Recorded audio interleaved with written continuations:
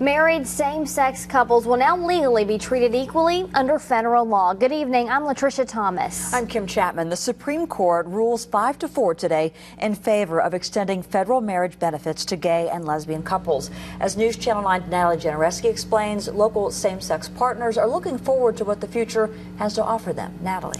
Kim, Latricia, good evening. I spoke with a woman today who has been in a relationship with another female for more than 10 years now, but they have yet to tie the knot. Today's decision wasn't just important to them as a couple, it was a turning point for their relationship with their two young boys.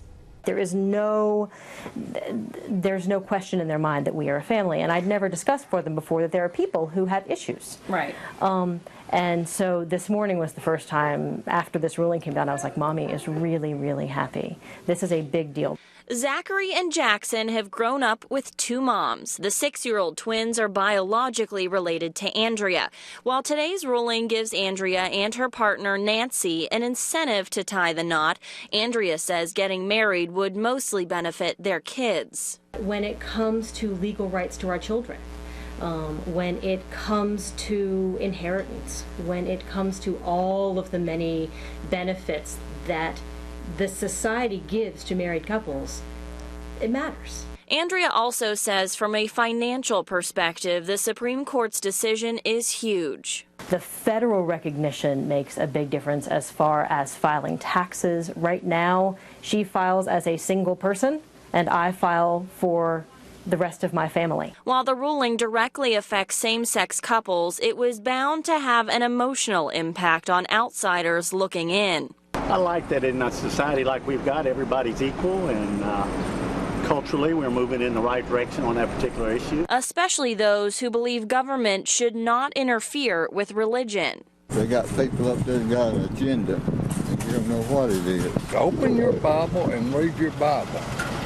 Word for word, word for word, word for word, word for word. What God's Word says about government politics.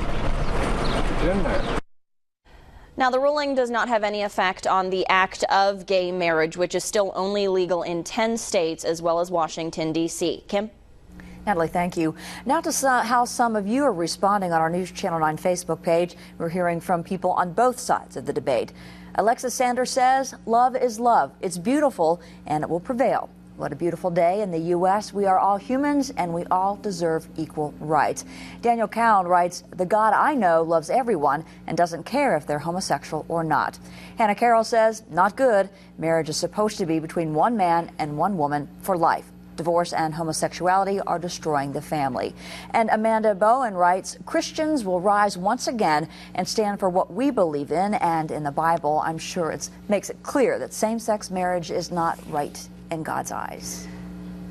Same-sex supporters are celebrating another ruling today by the Supreme Court. The High Court cleared the way for same-sex marriages to resume in California. Justices dismissed an appeal regarding the state's Proposition 8. It defined marriage between a man and a woman. The measure was approved by voters in 2008. A federal appeals court later ruled that Prop 8 was unconstitutional. Justices voted 5-4 to dismiss that appeal.